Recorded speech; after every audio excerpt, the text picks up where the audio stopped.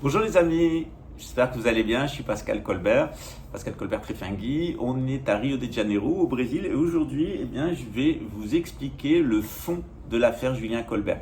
L'affaire de Julien Colbert, l'affaire de Camille Colbert, l'affaire Pascal Colbert, c'est pas seulement l'histoire de Julien qui fait assassiner Camille et qui fait porter le chapeau à Pascal parce que Julien est impliqué dans le trafic de drogue, dans la pédophilie, il a besoin d'argent et il veut se débarrasser de son frère et donc il profite de ses relations à l'intérieur de la sécurité intérieure luxembourgeoise, notamment d'une personne qu'il connaît très bien, qui est à l'œuvre derrière dans l'ombre, qui est un pédophile, qui a des rapports sexuels en la droguant avec sa fille mongolienne. Et cet homme, à l'intérieur de la sécurité intérieure luxembourgeoise, a essayé de faire tomber le ministre François Bosch, dont il sait d'ailleurs qu'il est un agent de la Russie, mais a essayé de le faire aussi tomber sur des faits de sa vie personnelle. Vous savez, à Luxembourg, dans les hommes politiques luxembourgeoises, il y a beaucoup de pédophilie, voulue ou piégée. Il y a aussi beaucoup de drogue, il y a du trafic de drogue. C'est un milieu extrêmement mafieux, toute la politique luxembourgeoise liée à la pédophilie et à la drogue.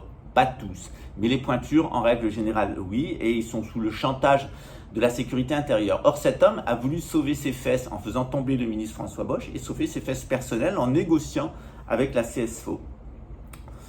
Beaucoup de personnes douteront de ce que je dis, mais pour avoir vécu 4 ans en prison, avoir vu en prison et dans les commissariats à Luxembourg les tortures, les humiliations, les suicides provoqués, etc., et tout ce qui peut se passer dans l'immondice du système répressif luxembourgeois, je passe sur le tribunal, j'aurai l'occasion de vous raconter tout ce qui se passe, et j'ai raconté dans 3 de mes livres, le meurtre à l'âge de Hasselt, torture psychotronique au goulash de Schrassich et Luxembourg de la monarchie à l'ignominie. L'envers du décor qui est d'une ignominie que vous ne pouvez imaginer. D'ailleurs, je voudrais vous citer le président, l'ancien directeur du FBI, John Edgar Hoover, qui avait donné une interview en août 1956 dans le magazine ELKS Elks Magazine. Vous pouvez retrouver cette citation sur Internet, elle est en anglais, je vais vous la traduire. Il dit, "The individual is indicated by coming face to face with a conspiracy so monstrous you cannot believe it exists. The American mind simply has not come to a realization of the evil which has been introduced into our midst. It rejects even the assumption that human creature could expose a philosophy which must ultimately destroy all that is good and decent." On peut le traduire grosso modo en disant l'individu normal américain chrétien est handicapé lorsqu'il est confronté à une conspiration qui est tellement monstrueuse qu'elle est inconcevable. L'état d'esprit des Américains n'est certainement pas prêt à réaliser le côté diabolique qui s'est introduit à l'intérieur des institutions. Cet aspect diabolique rejette tout ce qui peut être considéré comme sacré pour des êtres humains et qui est véritablement l'union avec une philosophie dont l'objectif est de détruire tout ce qui est bon et décent. On est face à une instrumentalisation de psychopathes à l'intérieur de la police, de l'armée, de la justice et des contributions luxembourgeoises qui dépassent l'entendement. J'ai été confronté toute une partie de mon existence en France, au Luxembourg et ici au Brésil.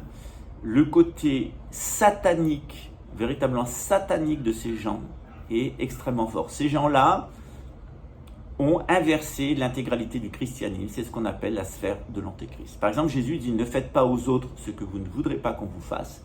Eh bien, ces gens-là vous font ce qui n'aimeraient pas ce qui leur arrive. C'est-à-dire, ces gens-là savent très bien qu'ils vont aller en enfer et ils font de nos vies un enfer.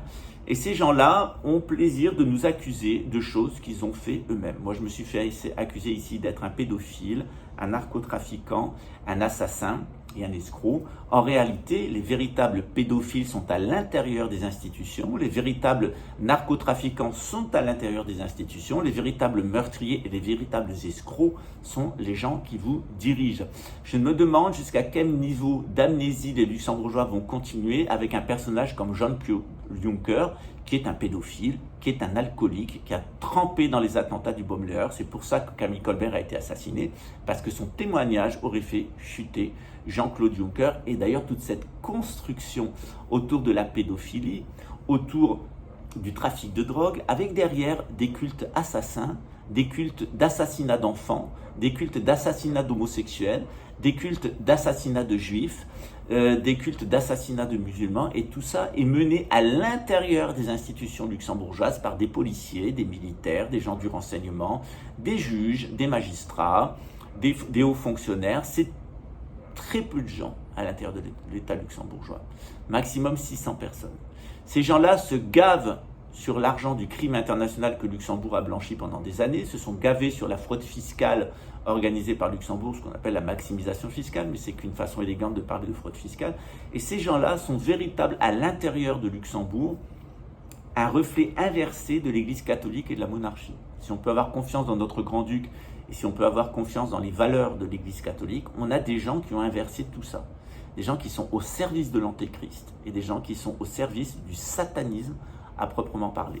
Si un rituel satanique a été construit autour du cadavre de Camille Colbert, et s'il devait amener à mon enfer en prison, mon enfermement en prison et ma mort là dans les façons les plus horribles, c'est tout simplement que le psychopathe qui se tapait la mongolienne à l'intérieur des institutions n'est pas un cas isolé. C'est une véritable institution à l'intérieur de la police, de l'armée, du renseignement luxembourgeois. Posez-vous la question, qui a mis ces personnes en poste, qui fonctionne de cette manière-là et qui historiquement est impliqué dans ces stratégies-là. Il ne faut pas aller très loin, il suffit de traverser la Manche, on aura l'occasion d'en parler. Tout ça est lié à la couronne britannique, il y a 12 familles de satanistes de haut rang autour d'eux, en particulier les Rothschild et les Rockefeller. Et vous avez vu toute l'implication de la Fondation Rockefeller dans la crise du Covid, et vous avez vu toute l'implication de la Banque Rothschild dans la crise des dettes souveraines des États et cette espèce de volonté de faire une gouvernance mondiale par l'argent. Tout ça reposera intégralement sur le mensonge. Tout ça reposera intégralement sur la dépossession. Le Forum de Davos vous annonce que vous ne posséderez plus rien. Après vous avoir menti pendant des siècles, ils ont décidé de vous déposséder. Et au final, ils vous assassineront. C'est ce que dit Jacques Attali. Il y a 7 milliards de personnes qui sont devenues indésirables. Maintenant, c'est à vous de réagir, c'est à vous de comprendre le système dans lequel on est. Est-ce que vous allez laisser 600 personnes faire de Luxembourg la patrie de l'homicide, du satanisme, de la destruction, ou est-ce que vous allez tout simplement mettre en lumière et en accusation ces 600 personnes? La liste de ces 600 personnes, je l'ai. On devrait même dire 666 pour être exact, puisqu'on serait dans le chiffre exact. Il y a à l'intérieur du Grand-Duché des gens qui haïssent notre monarchie, des gens qui haïssent l'Église catholique et ce que représente la venue d'un grand monarque et d'un grand pape.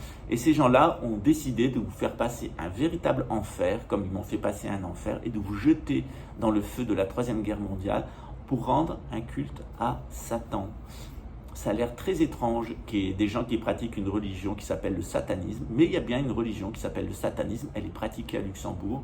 Et à propos du rituel autour de la mort de Camille Colbert, je vais vous expliquer quel était le but de ce rituel pour cette personne de la sécurité intérieure luxembourgeoise, celui qui essaye maintenant de sauver son gros cul, parce qu'il n'y a pas de gros, il est moche, il est con, et il se tape sa fille mongolienne. Voilà qui vous dirige à Luxembourg, qui est derrière les manettes, derrière les écoutes téléphoniques et derrière l'influencement du pays. Un misérable père d'une mongolienne qui drogue sa fille pour pouvoir assouvir tous ces fantasmes sexuels et ceux des misérables qui travaillent avec lui et qui touchent l'argent du trafic de drogue, notamment pour faire des opérations des lèvres sexuelles, vaginales de leurs femmes. On touche le fond du fond, du fond du fond. Ces gens sont des erreurs de la nature, ils sont en guerre en toute saison, ils tournent pour les ronds et rien de plus. Je vous renvoie à la très belle chanson de Zazie, on est exactement de ça, on touche le fond de l'ordure humaine, les ignobles des ignobles, l'ignominie la plus absolue. Et je vous invite à une avant-première sur mon prochain livre qui s'appelle Luxembourg, de la monarchie à l'ignominie, où je vais vous parler de ces réseaux pédophiles, notamment de ce policier. Je vais vous parler et de Jean-Claude Juncker et de toute la clique. Je vais vous parler aussi eh bien, du trafic de drogue et de l'affaire Fernand Corr. Et puis je vais vous parler des assassinats politiques, parce que celui de Camille Colbert n'est pas le seul assassinat qui a été organisé par vos policiers et vos militaires, mais qu'on doit encore les appeler comme ça, puisqu'ils sont surtout au service de Satan. Ne devrait-on pas les appeler les mercenaires et les miliciens de la République russe de Luxembourg? À bientôt, ciao.